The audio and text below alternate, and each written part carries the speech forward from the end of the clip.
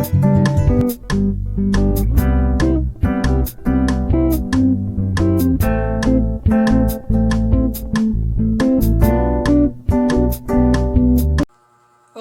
hello sa inyong lahat at ngayon gagawa tayo ng no-bake custard pudding.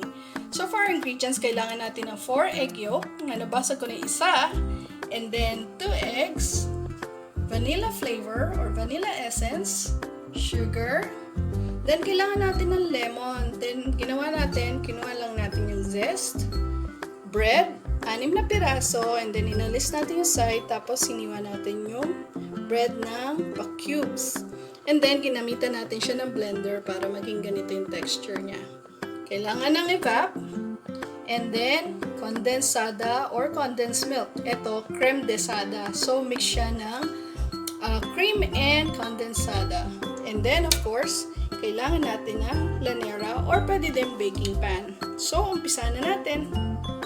Ayan, gagawa muna tayo ng arnibal. So, yan na yung sugar tsaka konting tubig. So, antayin lang natin na mag-brown yan. Pakita ko sa inyo mamaya yung kulay niya.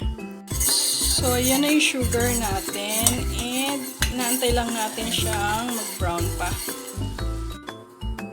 Ayan, so nag-brown na siya. And yan yung ating gustong color. Yan na yung sugar, so transfer na natin siya sa lanera, and careful lang kayo ha, warning lang, sobrang init niyan, so talagang malalapnos balat nyo pagka napasok kayo, so ingat ng husto. So palalamigin natin yan, then gawin na natin yung ating pudding. Gagawin na natin yung ating pudding, so equal parts lang, so 1 can ng condensed milk, 1 can ng evap, and then, ilalagay na din natin yung ating 4 na yolk. Sisimutin na lang natin yan. And then, yung 2 egg.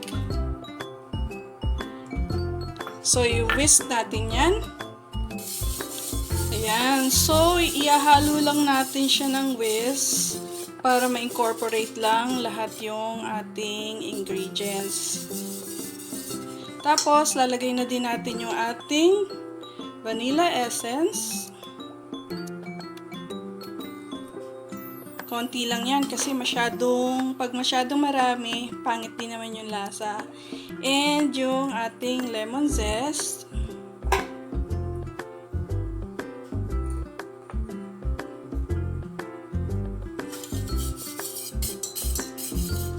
At saka, syempre, yung ating bread.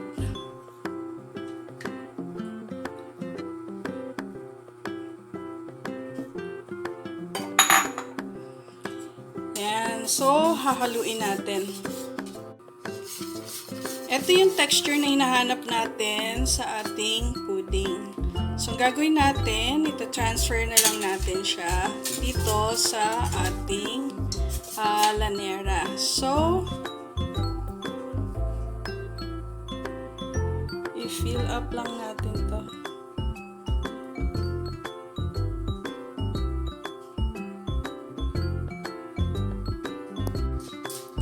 Ngayon, lalagay na natin siya ng foil. Tapos, i-steam natin siya.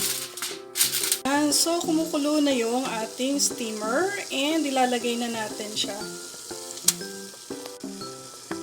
Ayan, so antay na lang natin yan maluto ng 40 to 50 minutes. So, dun sa ating pudding, kung mas gusto nyo mas matamis, dagdagan nyo lang ng condensed milk. Or, kung wala naman, sugar, pwede naman. So, antay natin maluto yan. Ayan, tinanggal na natin yung foil na takip niya. So, pinalalamig na lang natin. Ayan, so luto na ang ating no-bake custard pudding. So, sa susunod na lutuan uli. Bye-bye!